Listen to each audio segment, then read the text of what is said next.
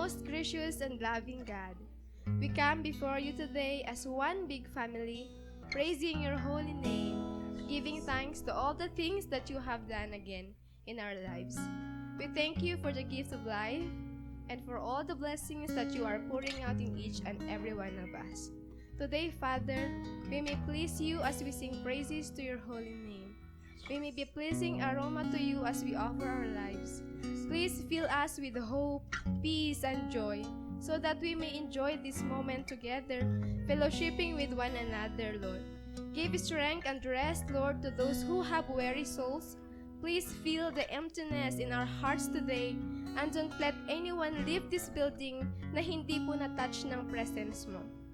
Open our hearts to you, Lord God, and give us understanding in your words, and please forgive us for all of our iniquities. We love you and we worship you this day. Be glorified and be magnified in everything we do. In Jesus' name, amen. Amen and amen.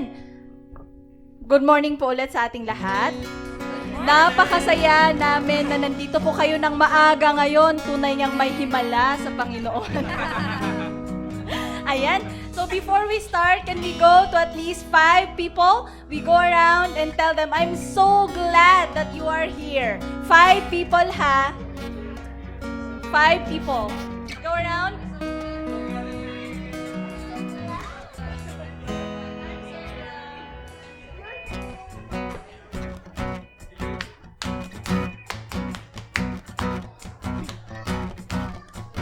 Come on, nakalima na po ba tayo?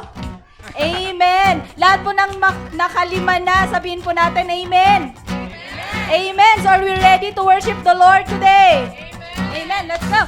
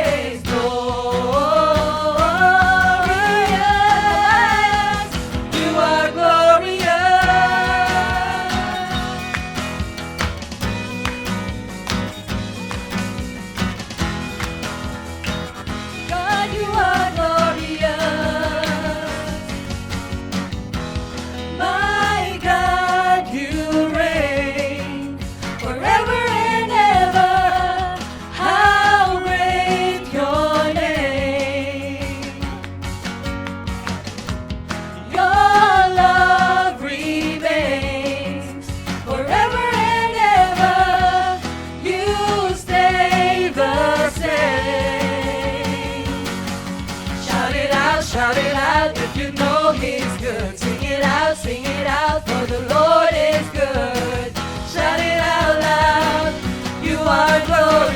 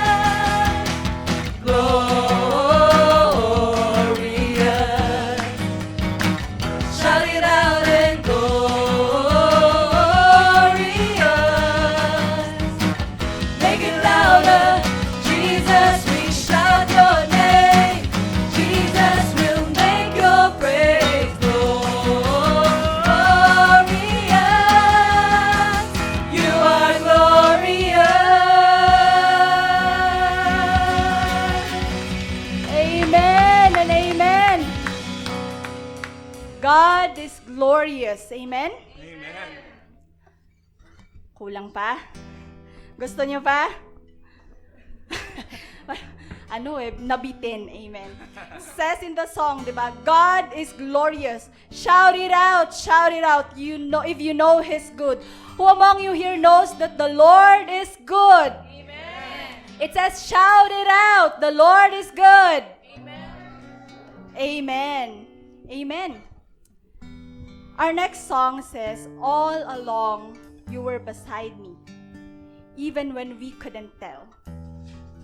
This reminded me of last week's conversation with someone when he said, I'm trying. I couldn't feel God, but I'm trying. And I told him, it's okay. You keep trying. By God's grace, you keep trying, and He's gonna be there. He will meet you there. Maybe some of us here came here all sunshine, ang dami maaga ngayon, diba? Very ready. But maybe there are some of us here who maybe felt alone, who may left home with a lot of burdens and troubles in their heart. Maybe some of us here has been running away from God. Some of us here may have broken up with God. I don't know your situation. Maybe some of us here lost their way back. But God is telling us today, He says, I will never leave you nor forsake you. Amen? He is here and He's been waiting for you. As we sing our next song, may every lyric become ours. May it bring us back to His word and become personal to us. May He truly remind us that all these times He's been there. He is the same, and He stays close to us. Amen? Let's sing this song. I'm so secure. You're here with me. You stay the same. Your love remains.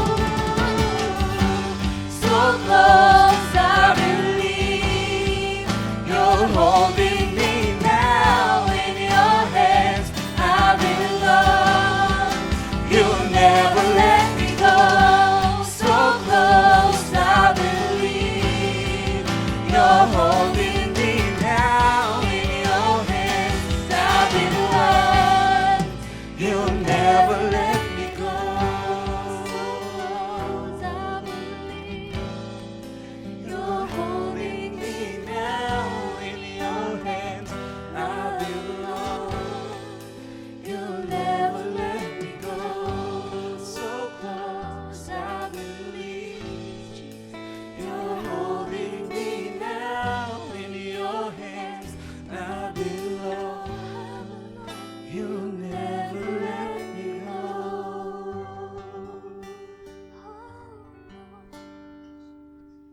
You'll never let us go, Jesus.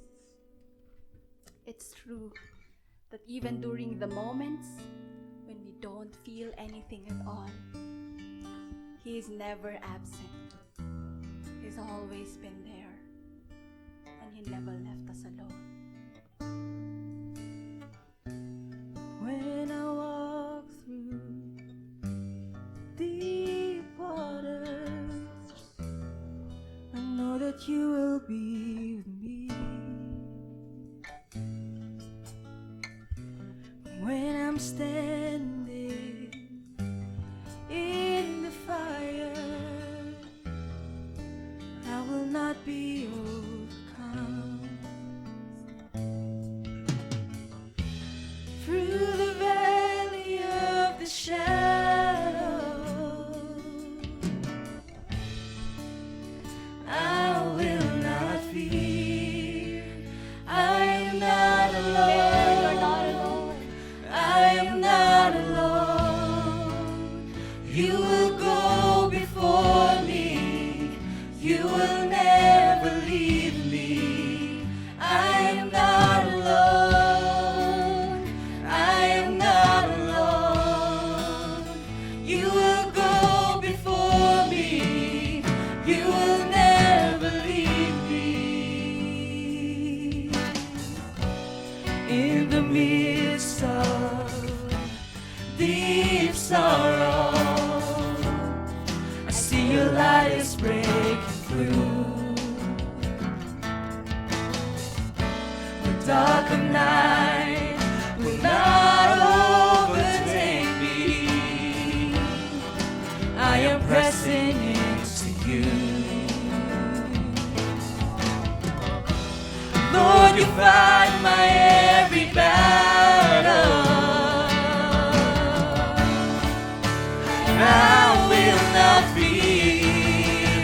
I am not alone. I am not alone.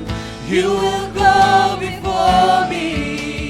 You will never leave me. I am not alone. I am not alone. You will go before me. You will never leave me. You amaze me, redeem me. You call me as your own. You amaze me, redeem me. You call me as your own. You amaze me, redeem me. You call me as your own. You amaze me, redeem me. You call me as your own.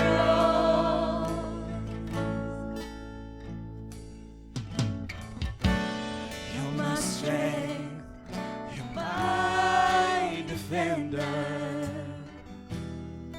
You're my refuge in the storm. Through the trials, you've always been faithful. You bring healing to my soul. I am not alone. I am not alone. You will go before me. You will never leave me. I am not alone. I am not alone. You will go before me. You will never leave me. I am not alone. I am not alone. You will go before me. You will never leave me. I am not alone. I am not alone. You will go before me. You will never leave me. I am not alone. You will go before me. You will never leave me. I am not alone. I am not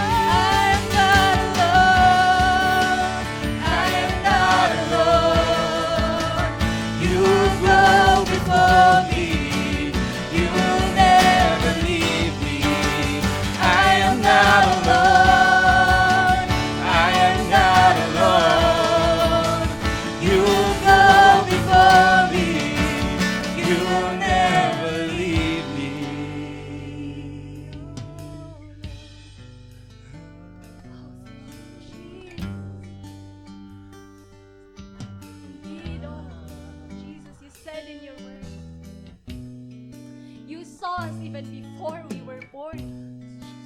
You are watching over us. If I go up to the heavens, you are there. If I make my bed in the depths, you are there. If I rise on the wings of the dawn, if I settle on the far side of the sea, even there your hand will guide us. Your right hand will hold us fast. There is no place on earth where you can hide from the love of Jesus. Yes. He is there and He sees you even to the bottom. As we sing the chorus once again, I pray that we sing it with all our heart. I am not alone. I am not alone. You will go before me.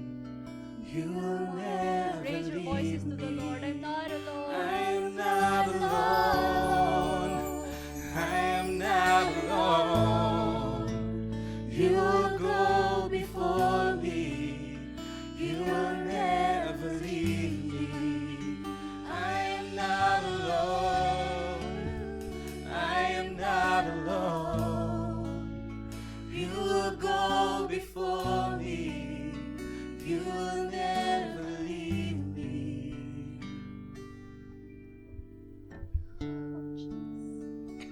Praise be to God. Our God who never left us alone. Who never left even when we left. Praise be to God who loves us no matter what. I pray that this morning, as we hear your message, oh God, may we be reminded once again of your love that is everlasting, of your love that knows no bound. Panginoon, purihin ka.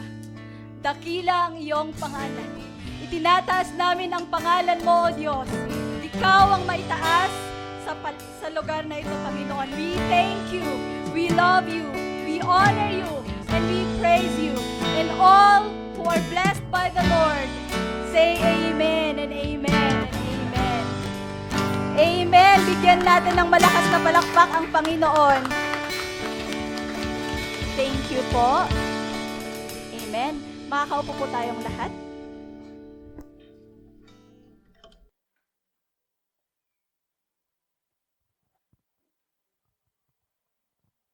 Yan, good morning po sa ating lahat. Sabihin mo naman sa katabi mo, good morning sa'yo. Siyempre, hindi mawawala yung, I am so happy that you are here today. Ako po ay tunay na nagagalak at kasama ko kayo ngayong umagang ito. I'm so happy to see all of you who are here and for those who are elsewhere, praying that we could see you soon.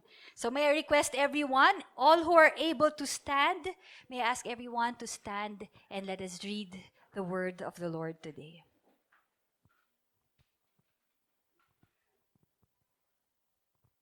Our scripture is found in the book of Luke, chapter 24, verses 13 to 35. Let us read. On the road to Emmaus. Now that same day, two of them were going to a village called Emmaus, about 7 miles from Jerusalem. They were talking with each other about everything that had happened. As they talked and discussed these things with each other, Jesus himself came up and walked along with them. But they were kept from recognizing him. He asked them, "What are you discussing together as you walk along?" They stood still, their faces downcast. One of them, named Cleopas, asked him, "Are you the only one visiting Jerusalem who does not know the things that have happened there in these days?" "What things?" he asked. "About Jesus of Nazareth," they replied. "He was a prophet, powerful in word and deed before God and all the people. The chief priests and our rulers handed him over to be sentenced to death, and they crucified him. But we had hoped that he was the one who was going to redeem Israel. And what is more, it is the third day since all this took place." In addition, some of our women amazed us. They went to the tomb early this morning, but didn't find his body. They came and told us that they had seen a vision of angels who said he was alive. Then some of our companions went to the tomb and found it just as the women had said, but they did not see Jesus. He said to them, "How foolish you are, and how slow to believe all the prophets have spoken. Did not the Messiah have to suffer these things and then enter his glory?" And beginning with Moses and all the prophets, he explained to them what was said in all the scriptures concerning himself. As they approached the village to which they were going, Jesus continued on as if he were going farther. But they urged him strongly, "Stay with us, for it is nearly evening. The day is almost over." So he went in to stay with them. When he was at the table with them, he took bread, gave thanks, broke it, and began to give it to them. Then their eyes were opened, and they recognized him, and he disappeared from their sight.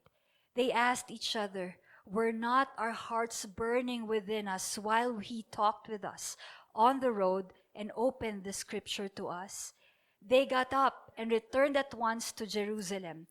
There they found the 11 and those with them assembled together and saying, "It is true, the Lord has risen and has appeared to Simon." Then the two told what had happened on the day and how Jesus was recognized by them when he broke the bread. Thank you, Lord, for such a beautiful day. Today is indeed the day that you have made, and we will rejoice and be glad in it. Lord, we come before you today asking for forgiveness for all our sins, oh God. Father God, please grant us receptive minds, open hearts, oh Lord, as we listen to your words today. Lord, may everything we do bring glory and honor to you alone.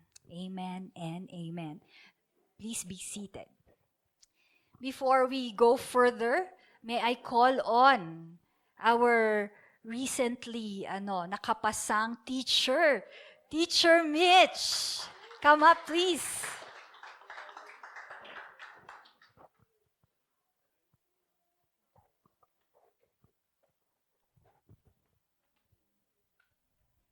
Good morning po sa ating lahat. The two men who walked to Emmaus journeyed with Jesus without recognizing him. They only realized that it was Jesus when their eyes were opened during their time at the table. Mine is different. Let's call it the road to LPT. If sa kanila the road to Emmaus, mine the road to LPT or Licensed Professional Teacher. From the very start of my journey, I knew that Jesus was with me. I consulted him before I made my decision to pursue teaching. In fact, this is not what I want but God's.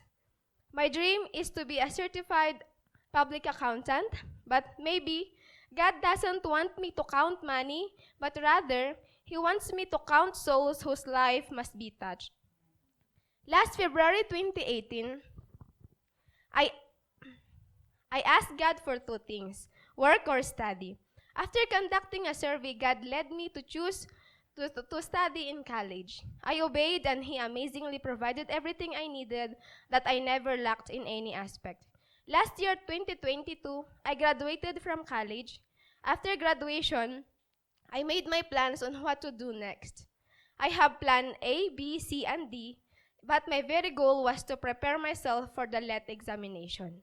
So my plan A, I will apply as a service crew in McDonald's and review for LET at night. I was in Pangasinan at that time, and I submitted my resume, but a month has already passed. I never accepted calls from McDonald's. Plan B, I said I will talk to Ate Sheila. I will offer her my service to watch over her daughter while she's working. That would be a great privilege for me to review because they have internet connection at home. So I talked to her about it, and she said, "Let's pray about it, and let's pray that you'll find work na din." So I took it as a no from God. Plan C, I will apply as a private teacher. I will work in the daytime and have my review sa gabi. So I submitted my resume at 5 private schools in Mangaldan, but the month of July was about to pass, yet not even a single school called me. Plan D, I will study at TESDA and get bookkeeping. Saktong 1 month yung study doon. That's why I can review while studying, then apply ng work after, then continue to review. So I went to Latri in my college school to get my Form 137. Then I got a chance to talk to Kuya Ray that time, and he suggested applying in Chowking. Since TESDA hasn't started yet, I grabbed the opportunity to apply. I went to Baguio for an interview at Chowking. They asked me to train for 2 days before I will process my requirements. I finished my 2 days training, then while processing my requirements, it has come to my thought the idea of looking for a private school here in Baguio. So while at Pangasinan, I tried to reach out to my fellow graduate who was working at Westville School. I inquired and she said they are still hiring. She talked to the principal. They asked me to come to have my demo. So I went back to Baguio for my demo, and after the demo, they hired me. So maybe it was God's confirmation that His plan for me wasn't in Pangasinan. He led me back here in Baguio to One Beat. He led me again here where my home or my heart belong. He established my plan C. So I work at a private school while having my let review. I have decided to do my review right after my filing in PRC. January 31, nag-file ako for March 2023 exam, so I only have 1 month and 18 days to review. I started right away on February 1. I listened to videos on YouTube. I joined the VED group chat review on Messenger and answered reels. My routine the whole February was listen to YouTube every morning while preparing for work, answer drills every Wednesday and Friday night, listen to drills on YouTube every night right after my quiet time and prayer, except Tuesday because we had our DM Zoom meeting. It never became easy. Ang hirap pagsabayin ng work at review kasi I need to study the lessons to teach. I need to prepare activities also for my students. I'm teaching grades 1 to 6 every day, so imagine yung lesson that I need to prepare. Plus may assignment reading pa in RDN. I got 4 to 5 hours of sleep every night. There are Saturdays too that I need to prepare for Sunday school. A lesson for the kids. There's a lot of problems I faced. Kulang na kulang yung oras ko, especially sa pagre-review. Kulang din yung sa rest. Pagod na pagod yung utak. Naging ulyanin din po ako. Na, to the point na yung estudyante ko, pinagalitan ko kasi hindi siya nag-bless, pero nag-bless na pala siya. Napapanaginipan ko pa yung exams. Instead, makakatulog ako ng mahimbing kahit sa tulog ko, nagdedrill pa din yung isip ko. Naging emotional na rin po ako, tapos iyak lagi kay Lord. Pati kay Tita Liza nga, umiyak na din ako nun. Then here comes March. Gawaan ng exam ng kids sa school. 17 subjects yung kailangan kong gawan ng exam. So wala na akong oras para mag-review. Second week before let, as in 0 review ako. Inaway ko sarili ko, sabi ko, ang bobo ko, ang tanga ko, wala akong alam gawin. Bakit ang bagal-bagal ko? Kasi naman, yung mga nireview ko noon, nakalimutan ko na. The whole February, parang wala akong maalala. Pero after kong awayin yung sarili ko, tsaka ako nagpo-post, then nagpe-pray ako. Kumakanta ako ng worship song, nagbi-video ng sarili na ini-encourage ko yung sarili ko. Para magsilbing reminder sa akin kapag nadadown ulit ako, ganun. Nagsusulat ako ng prayer, tapos nagre-record ako ng sarili ko habang kausap ko si Lord. Tapos tuwing mag-isa na lang ako sa room, kumakanta ako ng mga worship songs after ko mag-drill, nagme-meditate ako, para akong pinapatahan ni Lord at pinupuno niya ng peace and hope yung puso ko. Pinagpipray ko din lahat ng mga pwede ko mabanggit na pangalan ng mga mag-e-exam. Tapos yun, parang naglalambing na lang ako kay Lord. Hindi naging madali ang process. Alam yun ng ibang ministers dito. Grabe, super duper stress po yun. Ang pinaka-review ko na lang talaga na as in focused ay yung last 6 days before the day of exam. Kahit nagtuturo ako nun, isinisingit ko na mag-drill ng questions. Nagpa-practice din akong mag-shade ng answer sa answer sheet. During exam, kabado, nabobo pa ako sa spelling. Instead na professional, single F, na double F ko po siya. Nag-rush ako kasi matatapos na yung oras, hindi pa din ako tapos sa mga questions. Lagi akong second to the last na natatapos. Buti na lang at may isa pang pinakahuli, hindi ako yung pinaka-last. Then, after exam, tsaka lang po ako nakahinga. Maluwag sa loob, sabi ko talaga, LPT na to.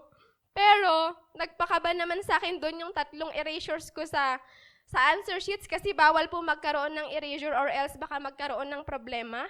Then, doon po yung nag-alala na naman po ako noon. Kaya yung prayers ko noon, Lord, ikaw na po yung bahala. Wala na akong magagawa kasi tapos na yung part ko, so sa'yo na yan. So doon sa waiting period, every time maiisip ko yung result, prayer na lang agad na, bahala ka na Lord, let your will be done. Tapos nung malapit na yung result, sabi ko ayoko nang tumingin sa Facebook. Then mag-antay na lang ako ng update. Kung may mag-congratulate then thank you Lord. Pero kung wala, sorry na lang. Pero yun, mayroon po nag-congratulate nung 19. And yun na nga po, road to LPT. So, ngayon po, I praise God, I thank God. He made me a licensed professional teacher. Glory to God po sa lahat-lahat ng ginawa niya.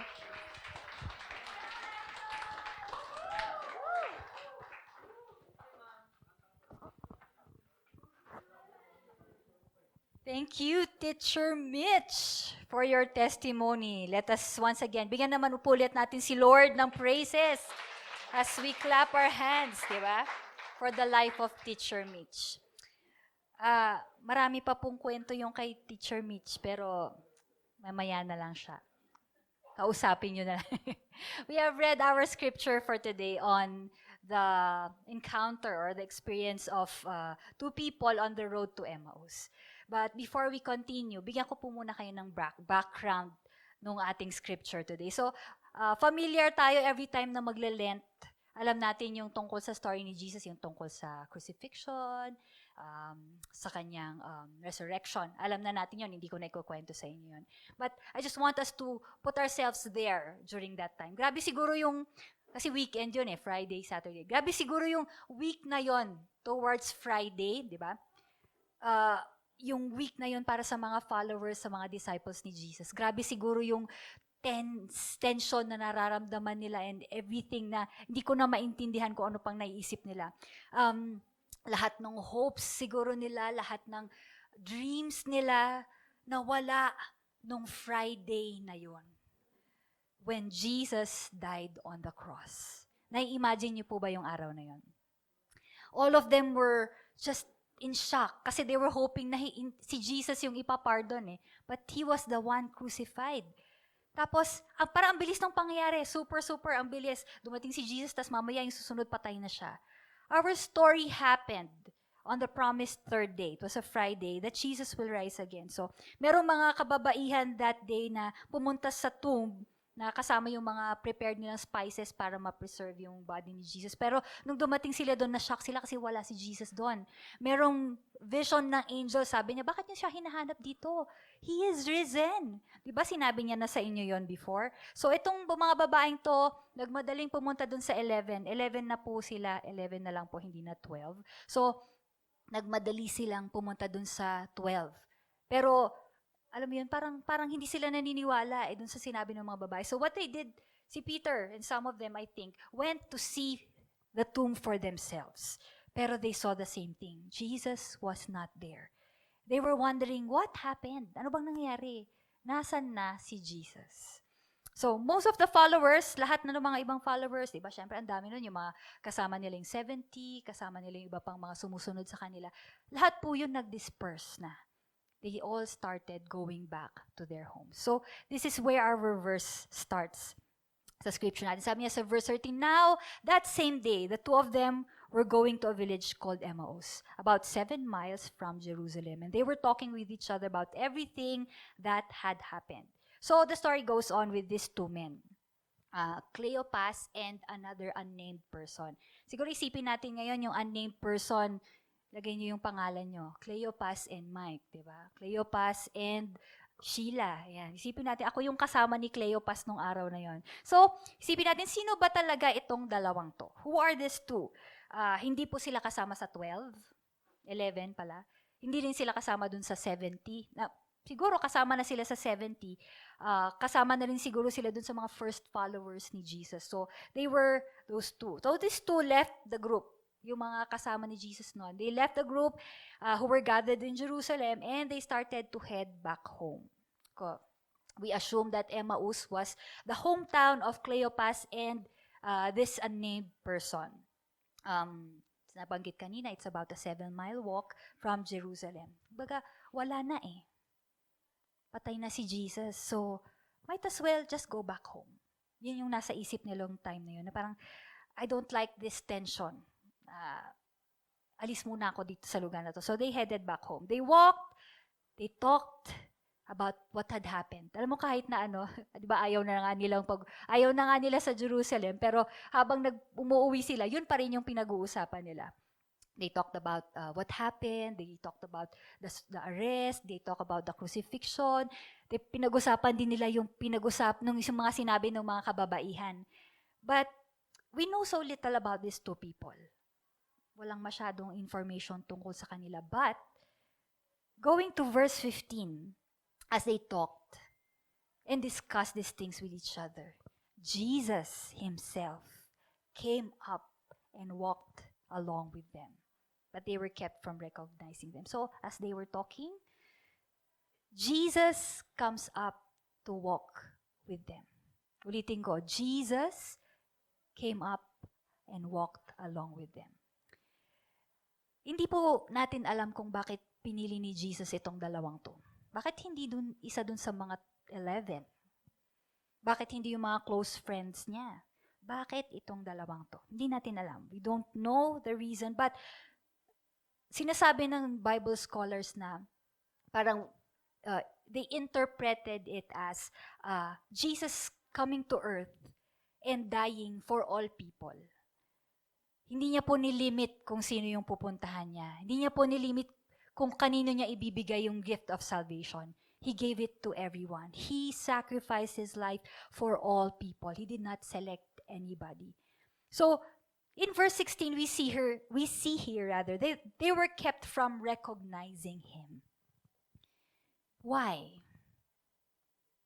There were a lot of reasons that I've read. Isa po dito, it was really Jesus who kept them from recognizing Him for reasons that He had. Another one, it was already getting dark. Wala naman pong mga ilaw po during that time. So, most likely, they did not recognize Him.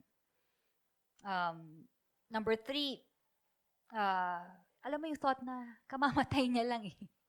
Alam mo, na-expect mo na nandun pa siya, imposibleng mabuhay siya. So, they were not expecting Him to appear and talk to them right then and then. Kasi nga patay siya. And lastly, they were just so preoccupied with their despair. Alam mo yun, masyadong malungkot ngayon. Bahala ka dyan kung sino man ikaw kumakausap sa akin. So those were some of the reasons. And verse 17 comes along. He asked them, ano ba yung dinidiscuss nyo? They stood still and their faces were downcast. Sabi niya, their faces were downcast. Ano ba yung pinag-uusapan nyo? Sabi niya. Siguro napaka-obvious nun yung itsura nila habang naglalakad sila. Alam mo yung malungkot na itsura. Siguro ang bagal-bagal pa nilang maglakad. Baka habang nag-uusap pa sila, yung medyo umiyak-iyak pa sila. Diba? Naghahag pa siguro na. Oo, namatay na si Jesus. Alam mo yun siguro, I don't know how they looked. But as Jesus joined these two, alam na po niya yung heart nila. At alam na po niya yung kailangan nila. Tapos sabi ni Cleopas, dayo ka ba dito? Ikaw lang ba yung dayo na hindi nakakaalam kung anong nangyayari sa Jerusalem? Hindi mo ba alam?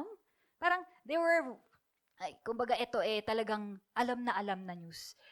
Kumbaga walang hindi nakakaalam ng pangyayaring ito. Talagang sobrang famous si Jesus nung time. So yung tanong niya, dayo ka ba? Hindi mo ba alam kung anong nangyayari? So ikaw lang yata hindi nakakaalam. But Jesus probably just smiled. Kasi alam niya naman he was actually just smiling, but he just wanted to know. So verse 19 says, ano yung mga yun? What things? What are the things? So he asked them, what are they talking about? Alam mo yung parang, he asked them kahit na alam niya na yung sagot. He asked them so that they can express their feelings. They can express their hurts. They can express their frustrations. Alam mo, kumbaga parang makapag-vent out lang ba? Makapag-rant. Si Jesus po yun. So he draws near to us, he went near them and asked them, and he wanted them to tell him what is troubling them. So sumagot po si Cleopas at saka yung kasama niya. So, these are the things. We're talking about Jesus of Nazareth.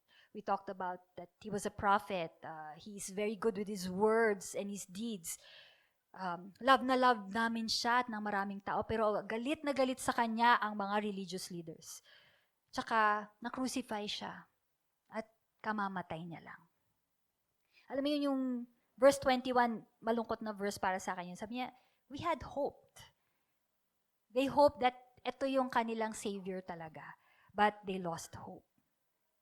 After all that Jesus heard, instead of saying, kawawa naman kayo, namatayan kayo ng mahal nyo sa buhay, naiintindihan ko. But verse 25 says, he said to them, how foolish you are, and how slow to believe all that the prophets have spoken. Did not the Messiah have to suffer these things and then enter his glory? And then he began teaching them, explaining to them what the scripture told about him.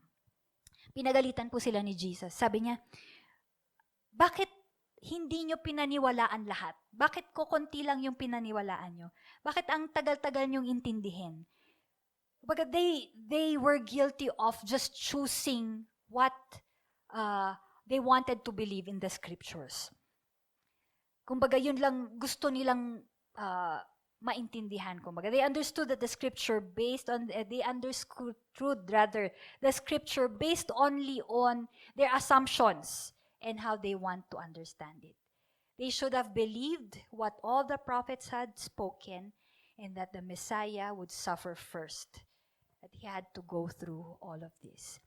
Yung sa verse 27, sabi niya, he explained to them what was said in all the scriptures concerning himself. Kumbaga po, nagbigay si Jesus ng lessons. Kumbaga, who is Jesus 101? Hindi natin alam kung ano yung mga sinabi niyang scriptures.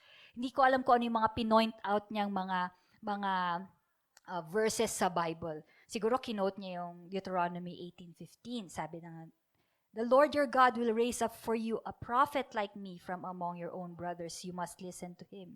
Pwede rin niyang kinote ang Isaiah 7:14. Sabi niya, therefore the Lord himself will give you a sign. The virgin will conceive, have a son, and name him Emmanuel. Pwede rin niyang sinabi ang Isaiah 53:7. He was oppressed and afflicted, yet did not open his mouth, like a lamb led to the slaughter, and like a sheep silent before shearers. And lastly, maybe he quoted Zechariah 12:10. Then I will pour out a spirit of grace and prayer on the house of David, and they will look at me at whom they pierced. They will mourn for him as one mourns for an only child, and weep bitterly for him as one who weeps for a firstborn. Hindi po natin alam kung ano yung mga kinote ni Jesus na verses. But what we are sure of this day is that he gave them scriptures. He gave them scriptures that pointed out to everything that needed to happen to fulfill his mission on earth. He gave them everything.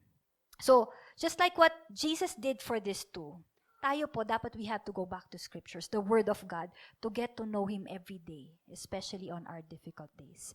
Verse 28 goes on, and as they approached the village to which they were going, Jesus continued as if they were going farther, and they urged him strongly, stay with us.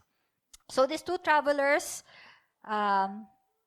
tuloy-tuloy sa journey. Tapos, si Jesus nagpretend siya na tutuloy na siya. Pero since traveling paggabi na yon eh. Tapos it was difficult, it was dangerous. The two of them insisted na, sama ka na lang sa amin, you stay with us. As people who spend time with Jesus, we see here yung hospitality ni Cleopas at nung kasama niya. Nabanggit ko na yan the last time na it was really a big deal for them, yung hospitality. So, they invited Jesus to stay with them. Verse 30 says, when he was at the table with them, he took bread, gave thanks, broke it, and began to give it to them. Then their eyes were opened, and they recognized him, and he disappeared from their sight. You have to understand, hindi po kasama itong dalawang to dun sa Last Supper. Di ba ito yung, alam mo yung communion? Di ba ginawa ni Jesus yon? He took the bread, gave thanks, and broke it. So, wala po sila doon. Hindi po sila kasama sa 12 disciples. Pero, most likely, they heard about what he did. Or maybe, nakasama nila siya sa ibang meals. Or pwedeng kasama sila dun sa feeding ng 5,000. Kasi ganun yung ginagawa ni Jesus na he took the bread, he gave thanks, tapos he broke it, tapos he distributed it. So, yun yung ginagawa lagi ni Jesus during a meal. But there was just something about this time na nakita nila dito sa mysterious guest nila. And as soon as their eyes were opened, kung sino si Jesus, bigla nawala si Jesus. When Jesus sat at the table with Cleopas, +1, Jesus may be most familiar around the table. He just did what he usually does. He took the bread, blessed it, broke it, shared it with them. And at this moment, their eyes were opened and they realized that they were in the presence of Jesus. So, I have a question. Kasi parang kanina, bakit si Cleopas? Bakit si Cleopas at yung isa? Ngayon, tanong ko naman,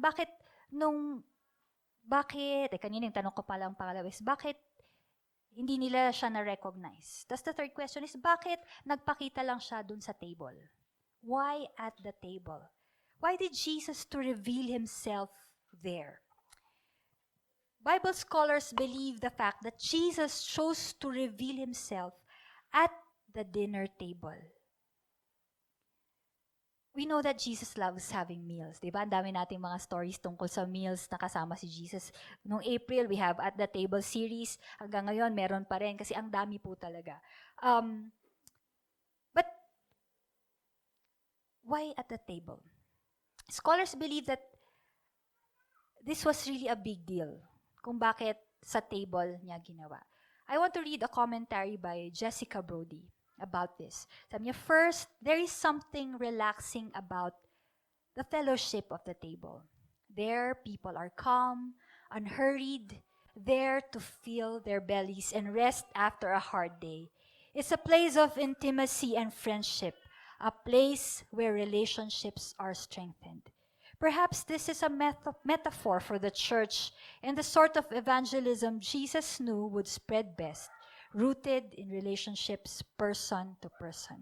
Second, the table is a regular place, a fixture of daily life.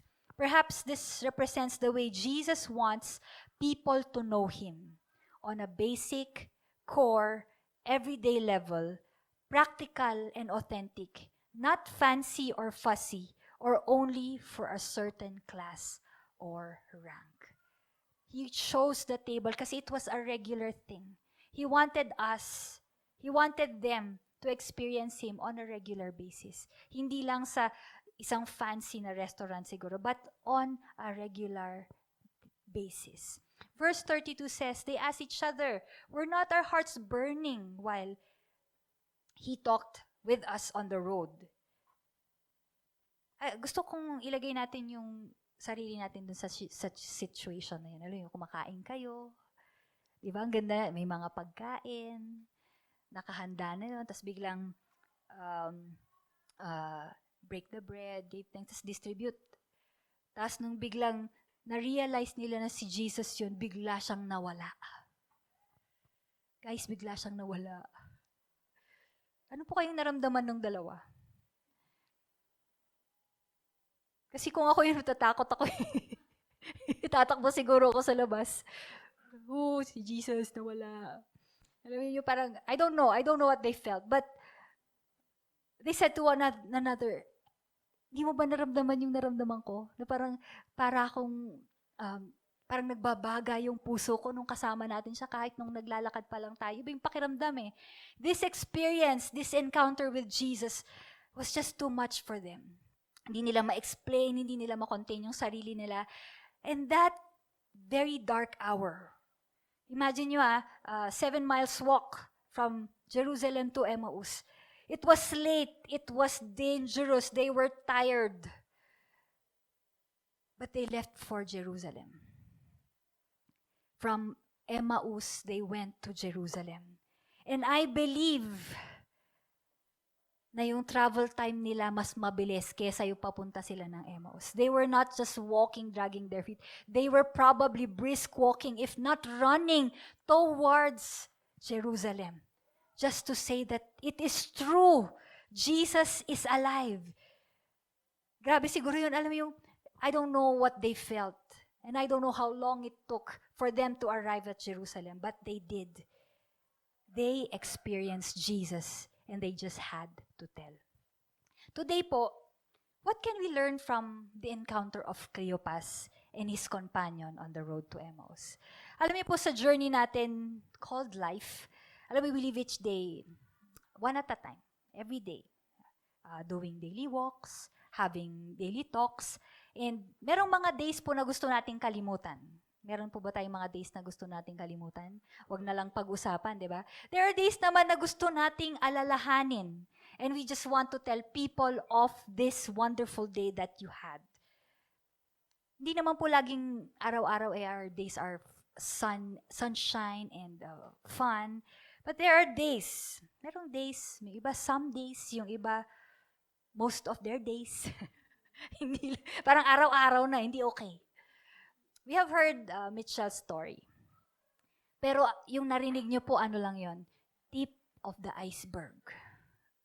Tip of the iceberg lang yon. Knowing her for quite some time, marami pa po siyang kwento. Yung mga gustong makakilala kay Mitch, pwede po natin gawin at the table. But if you get to know her story, you may equate her to what these people are feeling, yung si Cleopas at saka ano. Ang kwento niya is yung road niya lang to LPT. But the road prior to that, mas grabe po. Marami po siyang pinagdadaanan. Actually, even on the road to LPT, marami pa pong nangyayari sa buhay niya na hindi niya na po binanggit. Kasi kulang po yung oras sa sobrang dami. In verses 13 to 16, nakita natin yung kanina na now at the time, they were going to the village, to Emmaus. We see here yung walk po ni Cleopas plus one. Cleopas plus one. It was a walk of emptiness and retreat. Walk of emptiness and retreat. Alam mo yun yung kaya po sila bumabalik na sa Emmaus. Kasi tanggap na nila na wala na si Jesus eh. They were already retreating. They were already walking on empty. Wala na silang purpose to stay there. So these two men were living with their heads down. They were walking slowly, maybe dragging their feet, feeling that they just lost everything. They just had to leave the place that reminds them of Jesus. And most of us knows this walk. We have been through it. Or maybe some of us are in this kind of walk right now. These two men were just so consumed with sorrow and concern that they failed to recognize the stranger walking with them. Sino po sa atin yung ganun? Ako, ganun ako. Amidst the chaos of what is going on in my life, alam mo yun, bigla siyang nagiging invisible. He becomes invisible to my awareness. Ay, parang, ang nakikita ko na lang yung problema. Nakikita ko na lang kung ano yung mga dapat kong gawin. Hindi tayo parating present and focused on Jesus. We just have so much going on, so much to take care of, that we neglect to do so. But despite this, we see in this story how Jesus came up to them. Alam mo, naglalakad sila, tayo, we're walking in our life, and then He came up to them and walked with them. Brothers and sisters, even though our walk seems to be of emptiness and retreat, may we remember that God keeps His promises. Sabihin po nating lahat, remember that God keeps His promises. Ulitin natin, remember that God keeps His promises. Sabi mo sa katabi mo, remember that God keeps His promises. Sabi mo sa kabila, remember that God keeps His promises. Uulit-ulitin natin yung mga words ngayon kasi kailangan nating ibaon sa utak at isip natin yung mga pinapaaral ni Lord sa atin ngayon. Remember that God keeps His promises. So what are His promises? Ano ba yung mga, alam mo, napakaraming promises sa Bible. Napakaraming promises sa Bible. Meron yung nagsabi kanina, ano yung sabi mo, Woods? Jeremiah 29:11, I know the plans I have for you, says the Lord. Plans to prosper you and not to harm you, plans to give you hope in the future. Ano pa yung mga plans ano pa yung mga promises ni Lord? Anybody else? He will never leave you nor forsake you. Ano pa? Ang dami pang promises ni God. Deuteronomy 31:6, be strong and courageous. Do not be afraid. I will go with you. I will never leave you nor forsake you. Isaiah 41:10, do not fear, I am with you.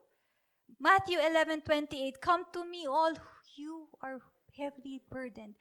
I will give you rest. I can do all things through Christ who strengthens me.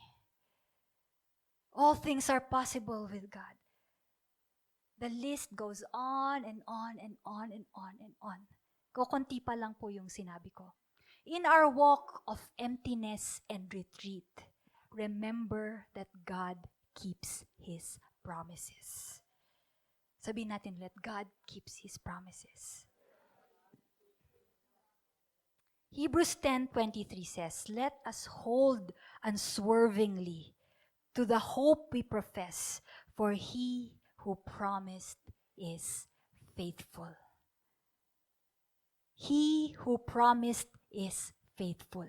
Kaya pwede po nating panghawakan yung mga promises niya kasi faithful po siya.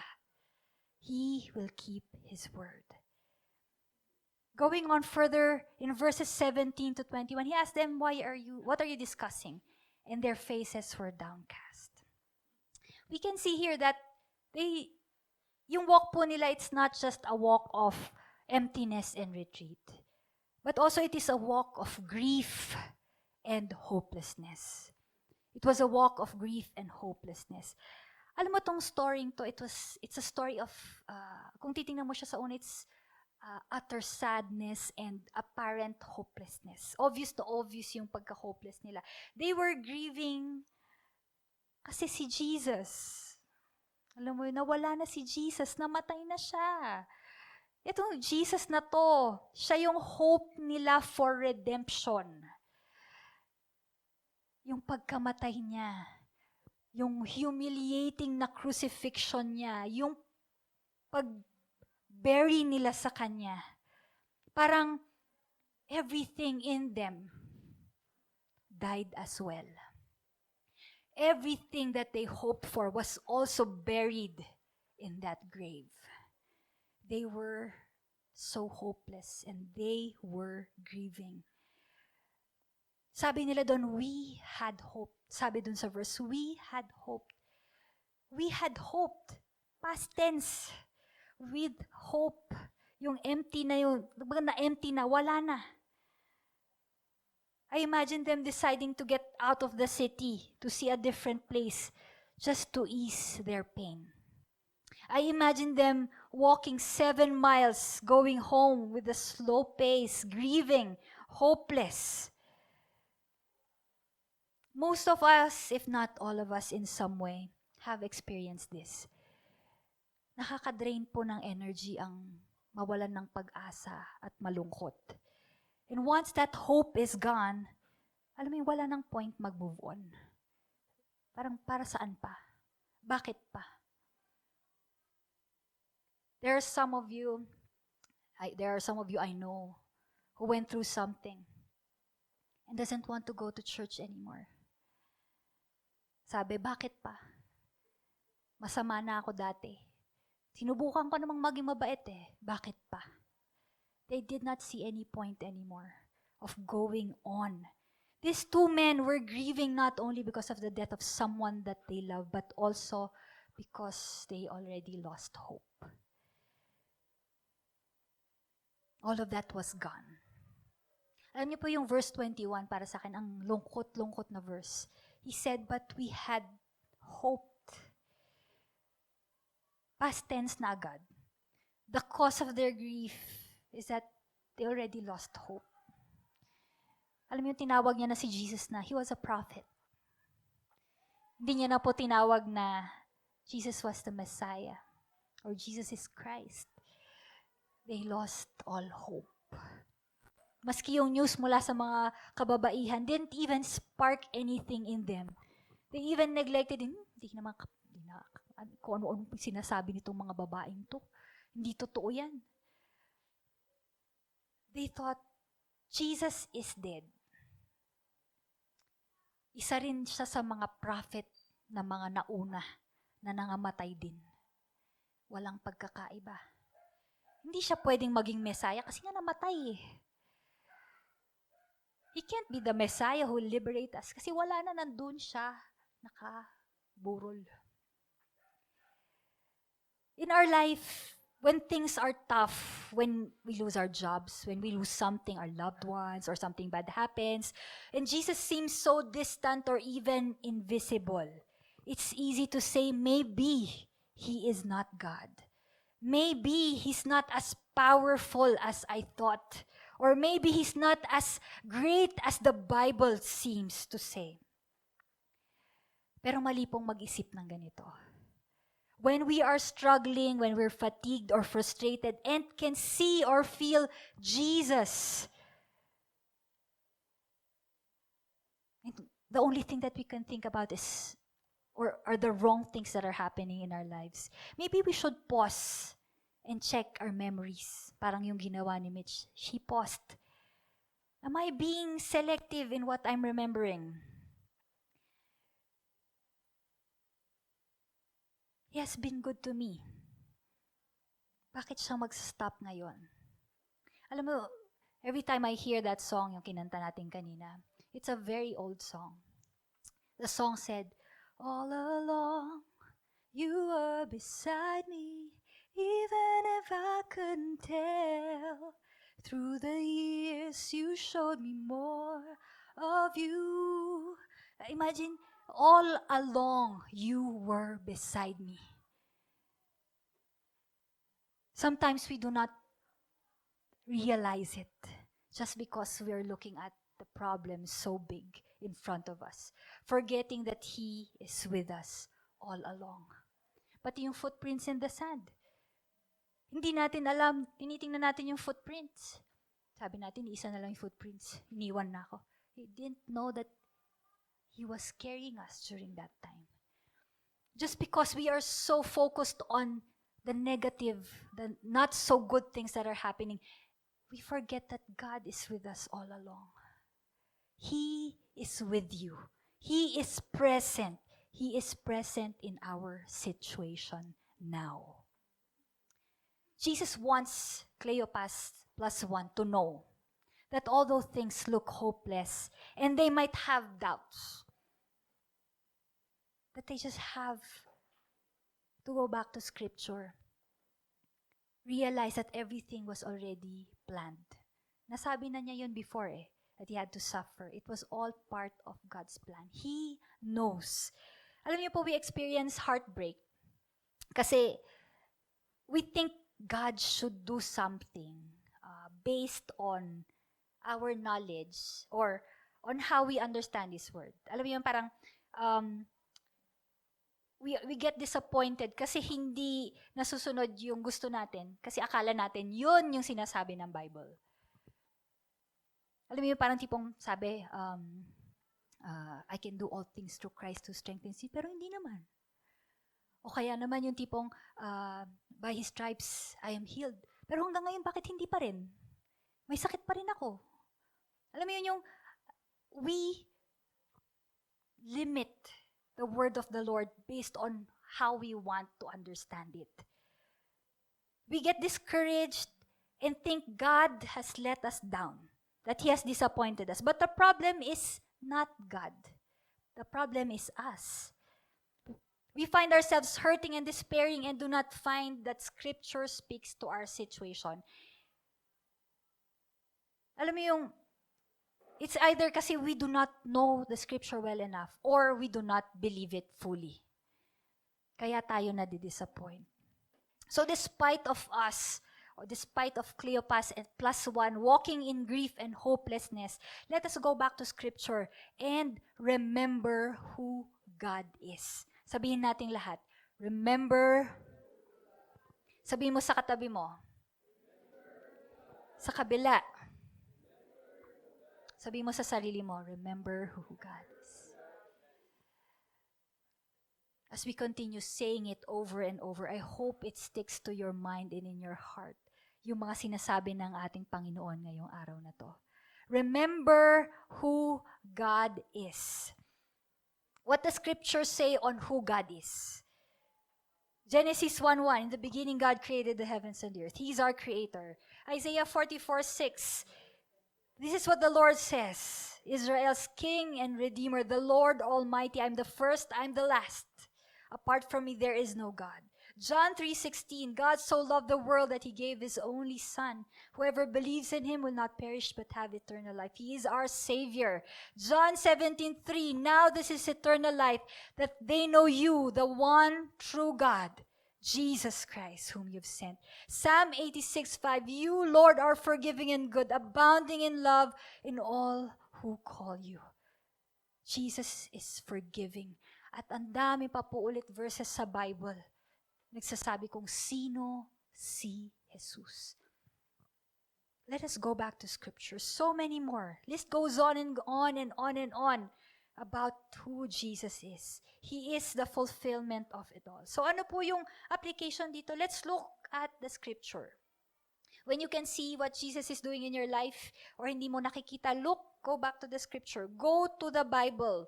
See Him there, hear Him there, believe the words that He had spoken in those words in the Bible. I do believe that as we read and meditate on the Bible, the Holy Spirit takes what we are reading and helps us to apply it in our hearts.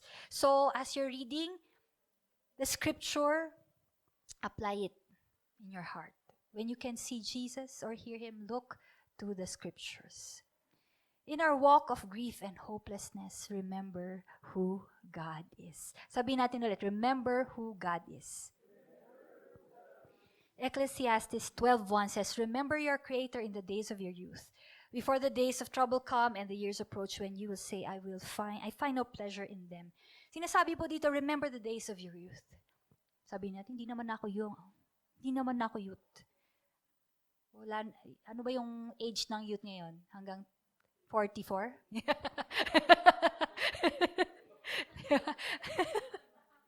Diba?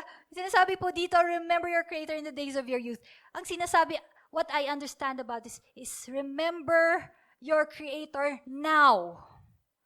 This time, as you still have life in you, as you still have energy, as you still have hope, as you still have breath in you, remember Him now. Remember Him now. Huwag nyo nang hintayin na pagdating ng time na yun, hindi nyo nakakailanganin kasi wala na. The verses, remember your Creator in the days of your youth, before it becomes useless to you. Going to verses 22 to 27. Ito yung tungkol sa, binanggit tungkol sa the women came, they told us stories and everything, pero hindi nila pinaniwalaan. We see here that hindi lang po yung walk nila is of emptiness and retreat or grief and hopelessness. Lastly, itong walk po nila is a walk of unbelief and doubt. It was a walk of unbelief and doubt.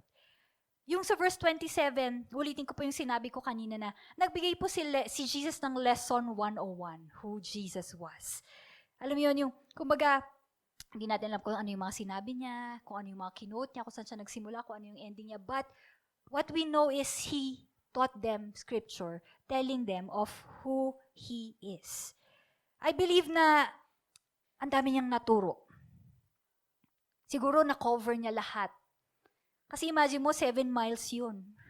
Ang haba nung lakad nila, tapos ang bagal-bagal pa nilang maglakad. So most probably, He covered everything. Jesus must have mentioned everything. He did not leave out anything. He have taught them everything.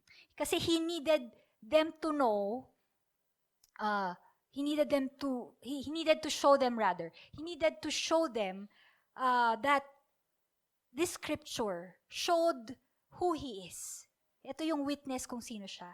Kung bakit siya dumating at kung bakit necessary yung mga pinagdaanan niya. Jesus wanted them to see that if they would only believe what the scriptures say about Him, they would understand why He came and why He had to suffer. They would understand all the things that are happening and they will understand all the things that He had done. Kumbaga, scripture gives the testimony of who Jesus is. Only scripture gives the testimony of who Jesus is. The scripture tells us the truth about who Jesus is. It gives us a narration. It narrates all of what He has done. His miracles, yung moving of His hand, and so much more. In our walk, yung sa ating journey po sa life natin, we will be experiencing times when we doubt. Sino yung mga nagdududa sa atin? Raise your hands. Ayan, maraming, siguro yung iba nagdududa pa. Nagdududa ba ako? Oo, nagdududa kayo, so magtaas kayo ng kamay. So, in our journey, we experience doubt. We experience unbelief. And, hindi na po natin pinapaniwalaan yung promises niya. We have to look in the scripture and remember how faithful He is. Remember how faithful He has been. Remember how many times He had been with us. Remember how many times na tinulungan niya tayo out of the situation. Remember how many times He provided for you. Remember how many times He had healed you of your sicknesses. Remember every time He answered your prayers. Go back to scripture. Recall what He has done for you. In our walk of unbelief and doubt, remember what He has done. Sabihin natin lahat, remember what God has done. Sabi mo sa katabi mo, remember what God has done. Sa kabila, remember what God has done. And tell it to yourself, remember what God has done. Remember what God has done. Remember everything that He did. Recall everything. Psalm 77 verses 11 to 12 says, I will remember the deeds of the Lord. I will remember your miracles of long ago. I will consider all your works and meditate on all your mighty deeds. Sabi niya, I'll remember the deeds of the Lord. Aalalahanin ko yung mga miracles mo, yung hindi lang ngayon, pero yung mga nakaraan pa. I will remember lahat ng mga works mo and meditate on all your mighty deeds. This was the walk of Cleopas plus one. This was their experience. So this was their journey. Pero po, the culmination of this story is found in verse 30. Verse 30. Let us all read verse 30. When He was at the table with them, gave thanks, broke it, and began to give it to them. Then their eyes were opened and they recognized. When He was at the table with them, He took bread, gave thanks, broke it, and began to give it to them. And their eyes were opened and they recognized Him. Alam niyo, mga kapatid, yung mga tinuro ko kanina, yung remember that God keeps His promises, remember who God is, remember what He has done. Minsan po kasi naiiwan siya dito. Minsan nandito lang din. Minsan dito lang din. Or dito lang. Pero wala dito. We may remember that He keeps His promises. We may remember who He is. We may remember what He has done. But you know what is more important? It's more important that we encounter Him ourselves. That we experience Him ourselves. He wants us to develop a personal relationship with Him. Develop a personal relationship. a living conversation, an ongoing encounter with the Lord. Kanina nabanggit ko, bakit sa table? Kasi nga dun sa table, you're relaxed. Alam mo yun, yung hindi siya hurried. You can just be yourself there. He wants us to meet Him on a regular basis. Yung walang keme, walang kaartehan, walang nothing but just us and Him in that table. Merong shinare si Mike sa akin kanina, sabi niya, sa karera kailangan daw unahan ang kalaban para manalo at makuha yung premyo. Pero kung ikaw yung makakalaban ko, pwede bang maglakad na lang tayo? Bakit pa ako tatakbo kung kasama ko na ang premyo? Ngayong araw na to, kasama na natin ang Panginoon. Sabihin mo, kasama mo si God. Sabihin mo sa katabi mo ulit kasama mo si God. Tell it to yourself, kasama ko si God. Let us remember that God keeps His promises. Let us remember who God is. Let us remember what He has done. But, let me read to you a quote by Carrie Weems. Refuse to be content with just the knowledge of God, but insist on experiencing His presence. Sabihin po natin, let's all read it together.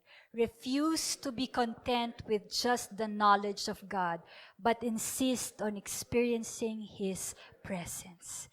Kasama po natin ang Panginoon. He never left us. Today, as we come before Him, as we meditate on the words that was given to us, pasalamatan natin siya. Maybe ask even for forgiveness. Lord, sorry kasi I didn't see you there. Why don't we come before the Lord today? Let's ask Him to seek our hearts. Lord God, seek my heart, O Lord. Search us, O Jesus, if there is any offensive way in us. Lord God, Lord, hindi ko po alam kung ano yung mga pinagdadaanan ng mga kapatiran ko ngayong araw na to. But today, God, thank you for reminding us, O Lord.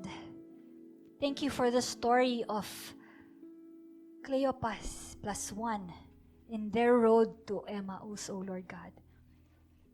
That you are with us. That you never left us. They continue to search God in your hearts today. Allow God to remind you of the things that He has done. Allow Him to remind you of His promises that became true in your lives. Allow Him to remind you of the things that He has done. Remind you of who He is in your lives. Let's bow our heads, let's pray. Just come before the Lord. Let's just spend this time asking the Lord to search our hearts. Asking God to fill our hearts with His promises, with the words of the Scripture, with His presence in our lives.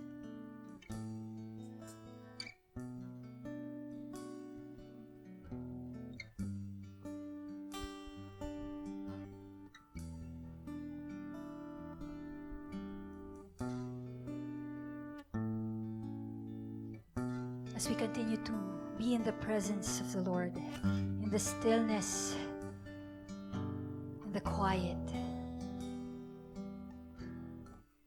may this song continually echo in our hearts and in our minds that He is with us, that you are not alone, that He will go before you, He will never leave you. As we listen to the song's lyrics, let us thank God. Thank God for His promises. And lead our hearts to worship Him. Lead our hearts just to give praises to the one true God, to our Savior, our Father, our Lord, our King. When I walk through deep waters, I know that you will be with me. When I'm standing in the fire, I will not be overcome. Through the valley of the shadow, I will not fear. I am not alone. I am not alone. You will go before me. You will never leave me. I am not alone. I am not alone. You will go before me. You will never leave me. Let us all stand in the presence of the Lord. In the midst of deep sorrow, I see your light is breaking through. Yes, Lord.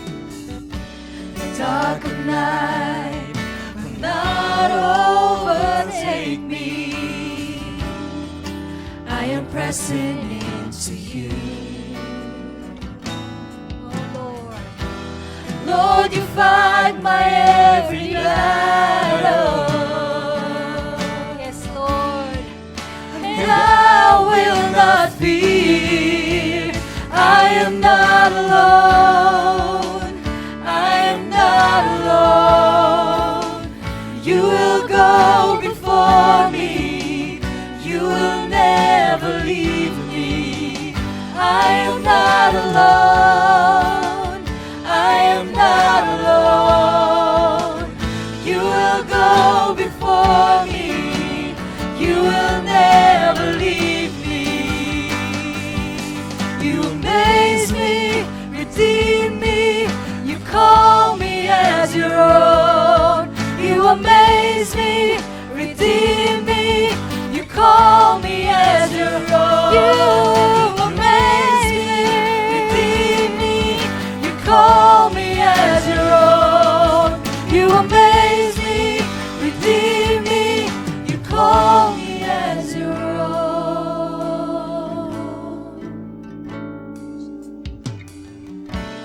You're my strength, you're my defender. You're my refuge in the storm. Lord, we sing it, Lord, with all of our hearts today. Through his trials, you've always been faithful.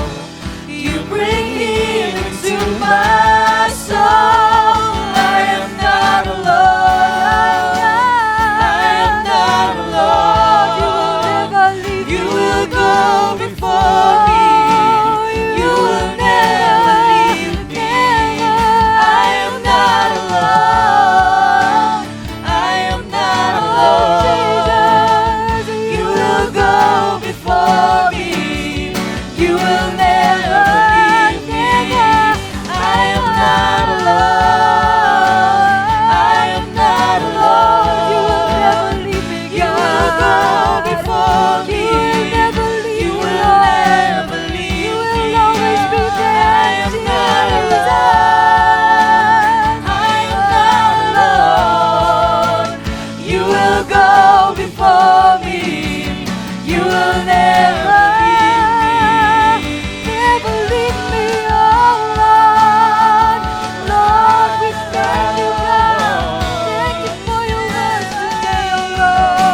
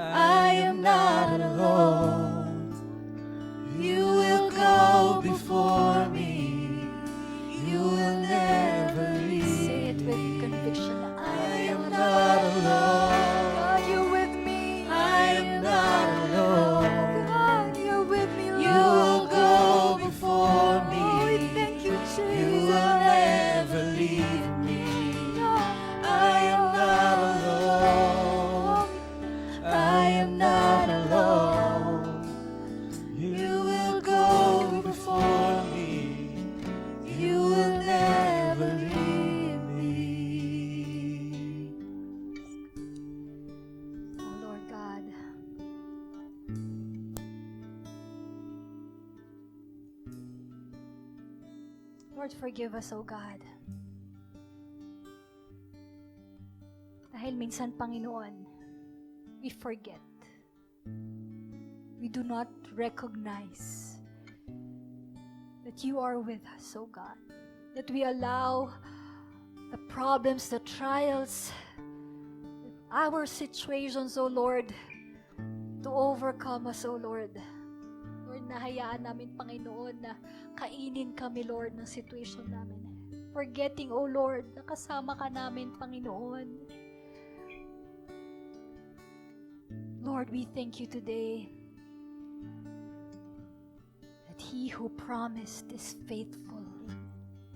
Panginoon, nagpapasalamat kami dahil mapagkakatiwalaan namin ng iyong mga salita. Lord, we thank you today that we could put our full trust, our hope in you, O Lord, because you are faithful. And Lord God, kung ikaw po ay ganun, noon sa buhay ni Cleopas at ng kasama niya, Panginoon, we believe that you are still the same. You are the same yesterday. You are the same today, and you will be the same tomorrow and forevermore. And we thank you, Lord God. We thank you so much. Today you did it with Cleopas in his household, Lord. As we continue worshiping the Lord. 1 Corinthians 11:23-26 says, "For I received from the Lord what I also passed on to you. The Lord Jesus, on the night he was betrayed, took bread. And when he had given thanks, he broke it and said, 'This is my body, which is for you. Do this in remembrance of me.' And in the same way, after supper, he took the cup, saying, 'This cup is the new covenant in my blood. Do this whenever you drink it in remembrance of me. For whenever you eat this bread and drink this cup, you proclaim the Lord's death until he comes.'" Before we partake this communion elements, let's pause for a while and allow the Lord to continue to search us. If there's something unpleasing before him today, let us humbly lay it down before his throne of grace. Our Heavenly Father, the great I am, our Lord, our Savior, our God. We acknowledge, O Lord, that you are constantly working. We acknowledge, O God, that you are always with us, even if we don't see it, even if we don't feel it, Lord.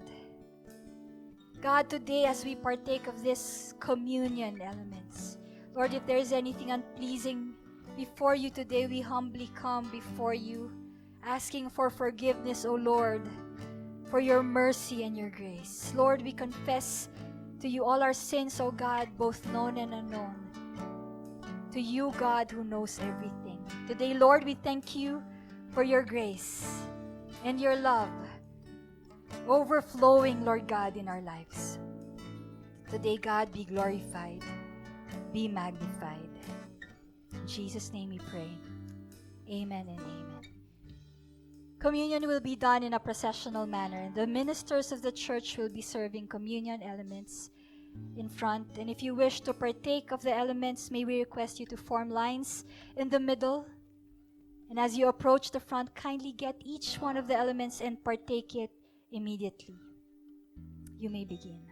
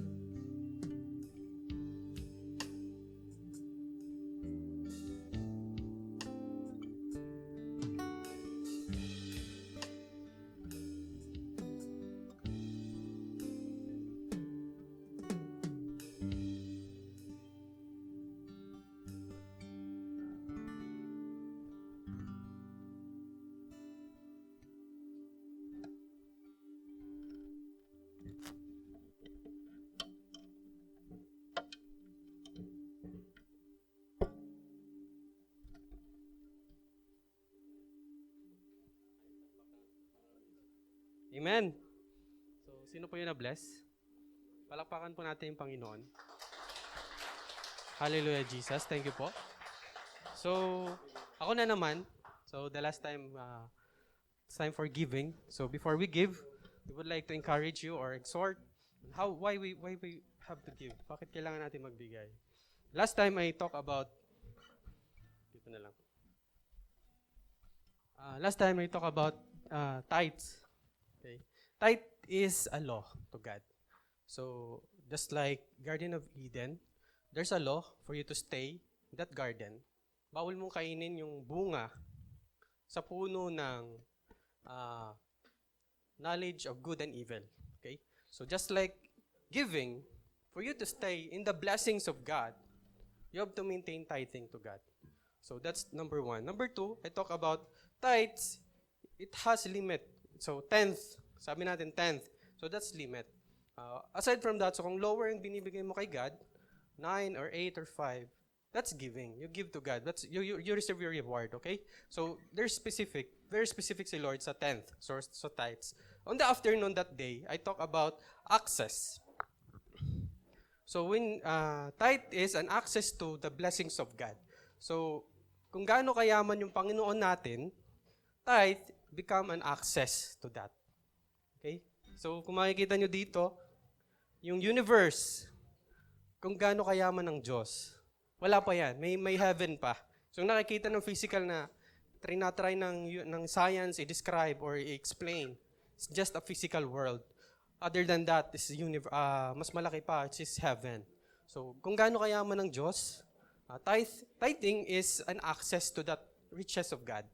So now, I want to talk about tithe. Sa lahat po ng nagtatithe, they are the descendants of Abraham. Okay? So, have you ever wondered, bakit ngayong panahon, bakit may nagtutuli? Bakit kailangan tuliin? Na-question nyo ba yun? Bakit may tuli? Or circumcision? It all started from because of Abraham. Abraham believed God. So that's why God is pleased kay Abraham. Kaya nagkaroon sila ng conversation and they had this covenant. So nakilala si Abraham by God because of his faith. So lahat tayo, sabi ni God, I will make you the father of all nation. So lahat tayo dito, so ibig sabihin nun, lahat na na-circumcise came from Abraham. Because the first ever circumcision was performed by Abraham. Okay? Si Abraham po, yung pinakaunang tao na nag-perform nito in the Bible. So, aside from that, offering, kasi kaya meron din tayo dito ngayong panahon, na-offer natin yung bata or binabaptize or anong tawag doon, binibinyagan. Have you ever wondered, bakit kailangan? It all started again with Abraham. Alam niyo ba yun? So, God commanded Abraham to offer his son, Isaac.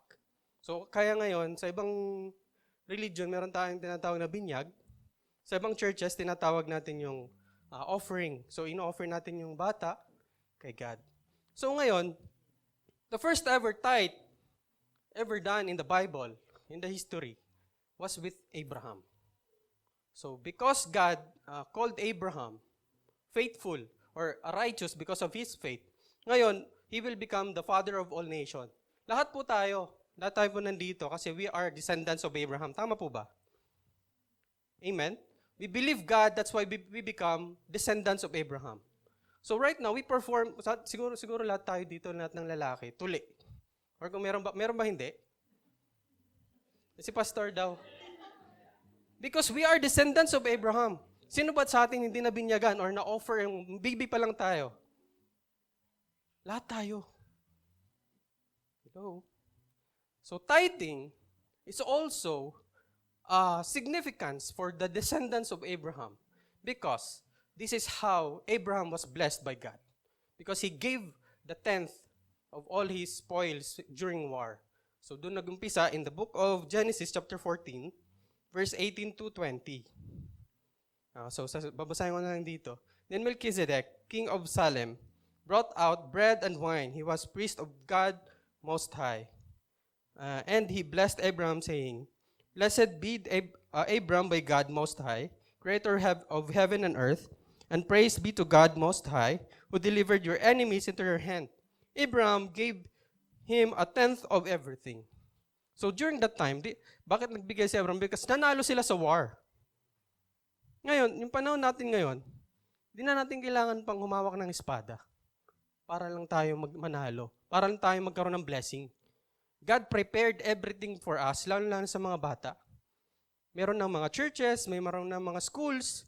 Di mo na kailangan, bata ka pa noon, nung panahon ni Abraham, mahawa ka na ng pana, mahawa ka na ng espada para pumatay, para makapag-war. But now, we go to school to learn. God prepared everything for us right now to become easy. Sasakay na lang tayo ng kotse. May eroplano pa. Yung ultimo yung sapatos natin, may foam pa. Dati yung apakan nila kahoy. Minsan nakapa. So everything is blessing to us right now because of Abraham obeyed God. So right now, for us to stay blessed, let's also give God what deserves to God. Amen? So let's pray before we give. Can we all please stand?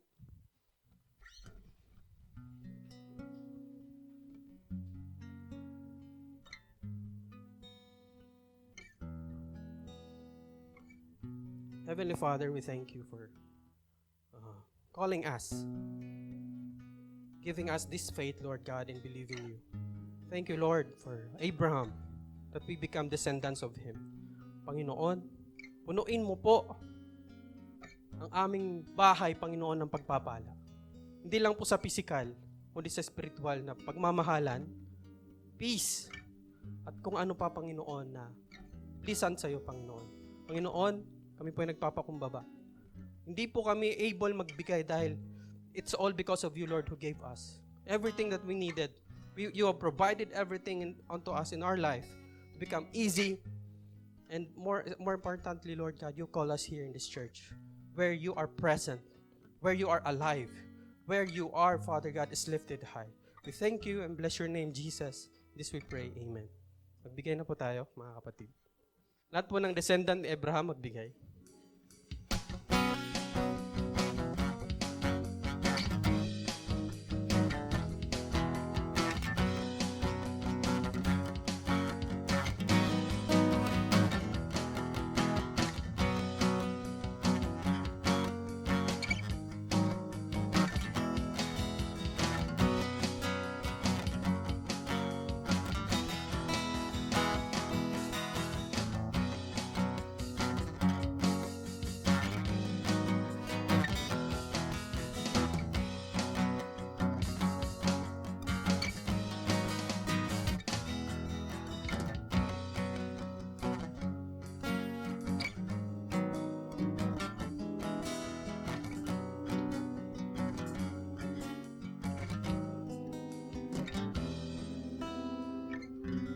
Hi po. Good morning po ulit sa lahat. Konting announcements lang po. So, be excited and be ready for the upcoming Youth Jam event. Ayan, abangan sa June. Ayan. So, be excited. Tapos po, meron tayo sa, for the young professionals, meron din po tayong fellowship every Friday. For more information, approach Kuya Vil, yung exhortation po kanina, si Kuya Vil. And for our ladies naman po, we still have the Zumba every Saturday, 7:30 a.m. Ayan. Approach Tita Ice. Sa Burnham lang naman yon, sa Burnham Park. May GC tayo dyan. Tapos, for the basketball din, dati every Thursday, sa ngayon wala pang schedule, pero it will be announced din soon. Ayan. And then, for men fellowship naman, ayan, every second Saturday of the month, approach din si Kuya Carol. Siya ang nagli-lead. Hindi ba? Ay, akala ko ikaw. Si Pastor Mike daw po. Ayan, okay. Tapos, yan, family day po ulit natin sa next Sunday, which is the last Sunday, di ba? So, only one service, 10 a.m. pa din. So, kung sinong gustong mag-potluck, ayan, pwede po kayong magdala. Tapos, At the tables, it's still ongoing. So kung nag-at the table kayo, gusto namin makita yung mga pics. Ayan, share lang ng pics. Send nyo yung at the table pictures nyo kay Carissa. Para ma-print natin and maidagdag po natin dun sa board sa labas. Ayan. And lastly, prayer request. So kung sino po sa inyo yung may mga request or prayer request, fill out the form po doon. Doon sa reception pala, doon na pala yung reception. Ayan. So for the church din naman, meron din po tayong or kaming prayer request. So we ask you to pray with us as we look for a bigger and better place kasi 'di ba medyo nasisikipan na tayo. Nasisikipan na din ba kayo? Ayan, so hopefully we can find a bigger and better place we can call our home. A place where we can do our day-to-day ministries, a place where hearts beat the same, a heart that beats for Jesus, beats for others. Ayan. Yun lamang po. Thank you and ingat po sa pag-uwi.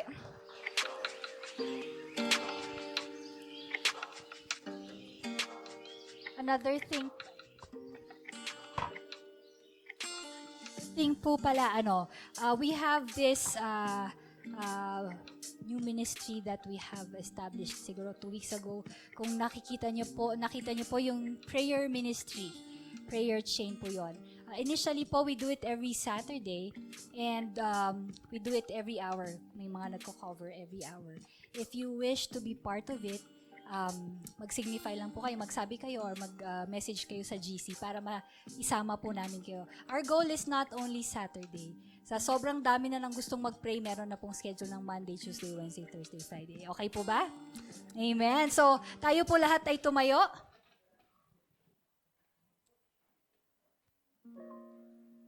Sabi mo sa nasa kanan mo, you are blessed. Sa kabila, you are favored. Kung meron sa harapan, you are loved. Tapos, I am a child of God.